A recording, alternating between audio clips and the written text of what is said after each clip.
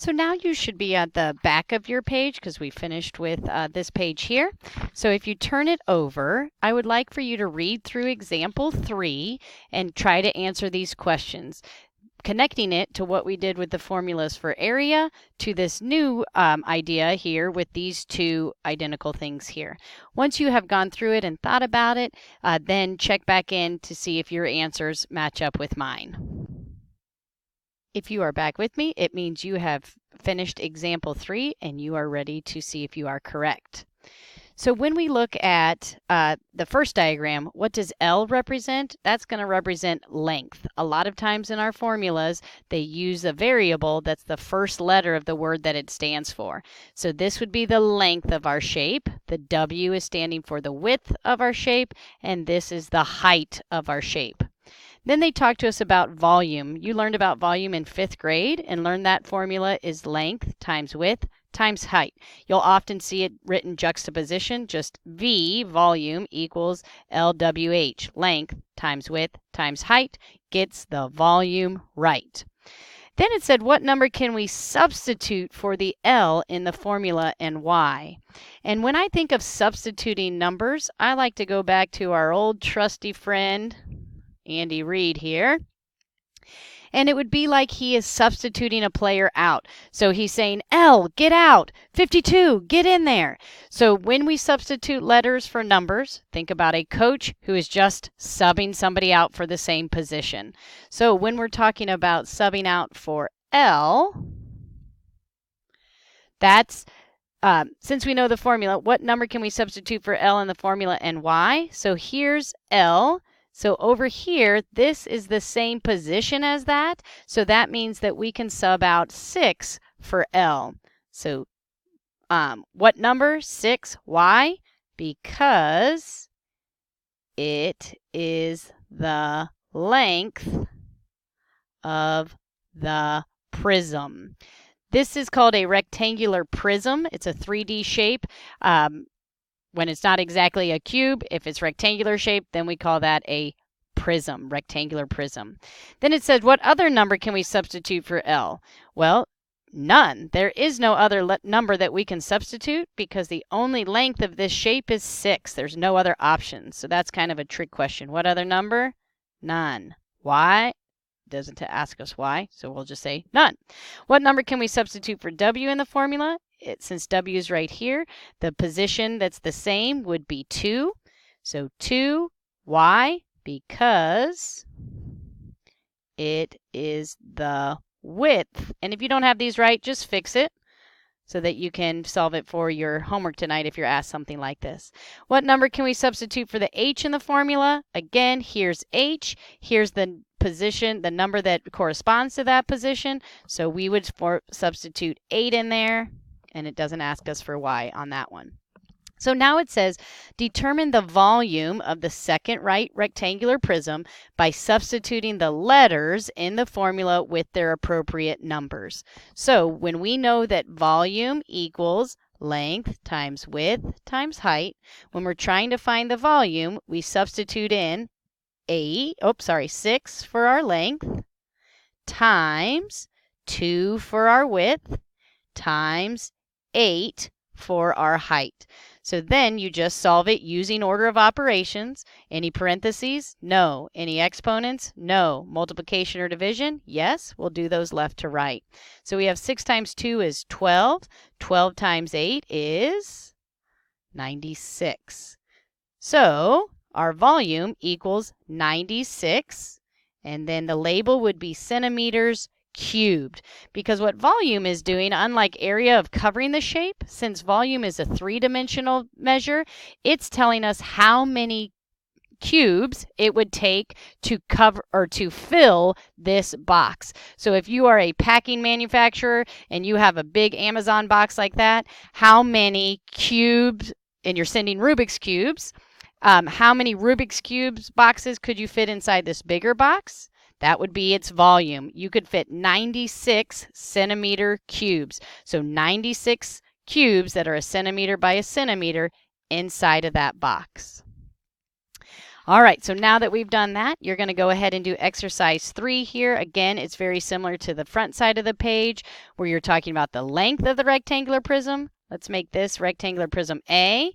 Let's make this rectangular prism B, A, B. So you'll find the length, you'll find the widths, you'll find the heights. You'll write it as an expression. If you can't remember what that is, look back at your connection to the other charts we've done, and then you're going to write it as a number. When you have those solved, you may go, oh, and if we read the directions carefully, complete the table for both figures. Using a calculator is appropriate. So you are welcome to use a calculator on your Chromebook or as a physical calculator if you want to grab one from the supplies. Check back in to see if you are correct.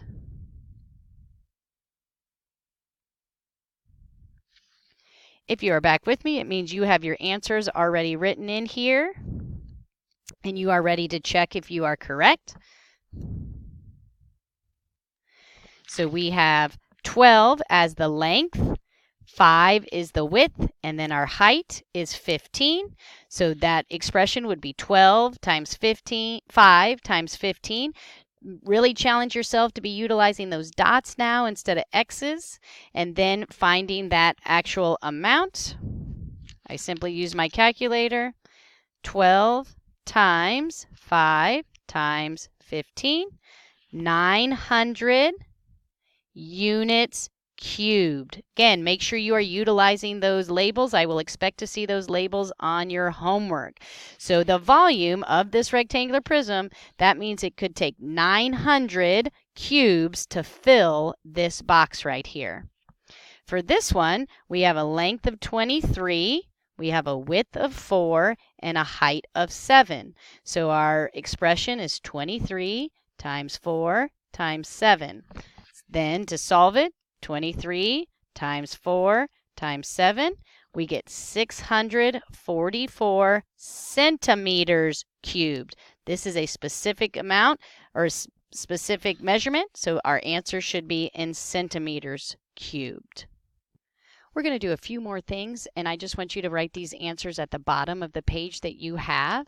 So just write number 1 and then look at this page. So it says, in this drawing below, what do the letters L and W represent? So write number 1 and then tell me what L and W represent. If you need to push pause after these questions, go ahead and do that. Then it asks you, what does the expression L plus W plus L plus W represent? So they're really asking you, what formula is this representing? When would we add L plus W plus L plus W? What are we trying to find? So again, on your paper, just number 2 and write that. Then number 3, what does the expression L times W represent? Again, what formula is that for? When do we do L times W? And then last, the rectangle below is congruent to the rectangle shown in problem 1. Using this information to evaluate the expression from problems 2 and 3. So you're going to use this to find the measurements for L and W, and then substitute them in for these questions here to actually solve the answers. When you have those done, make sure you check back to see if you were correct. All right, if you are back with me, it means you are done. For number 1, you should have written L and W represent length and width. Number 2, L plus W plus L plus W. When you add the length and the width and the length and the width, you are finding the perimeter. L times W, you would be finding the area of that rectangle. So then for number 4, the perimeter, it's 2 by 5. So we have 5 and 5 is 10. 2 and 2, that's 14. And then the area would be 2 times 5, or the 10 squares that we see in here. So 2 would be, or sorry, 4, the perimeter would be 14 units. It's just a linear, so it's not squares or rectangles or anything. It's just lines that we count up. Then the area would be 10 units squared. Again, make sure you have those labels correct. Now, if you have extra time left in your work, you are going to go to Schoology and you are going to play the order of operations game, which you can find in the Unit 4 right here, order of operations game. If you click on it and then you click up here,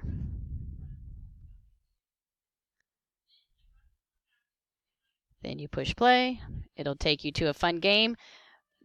Make sure you read these directions carefully.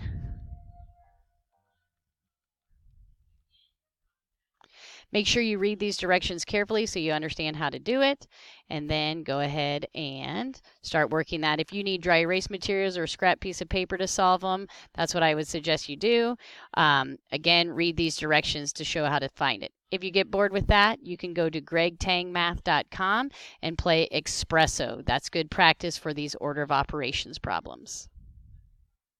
Make sure you get your homework from your teacher. It is on white paper today because they were out of blue paper in the lounge, so don't get it confused with your classwork accidentally. Make sure you take care of it and maybe write homework big on the top or something of that nature. It is two-sided, so make sure that you complete both sides. And you also have your Tangy Tuesday week 9 due on Monday. When you save it, make sure you submit it to me and make sure that you have the one that's saved that has the information in it, written in it.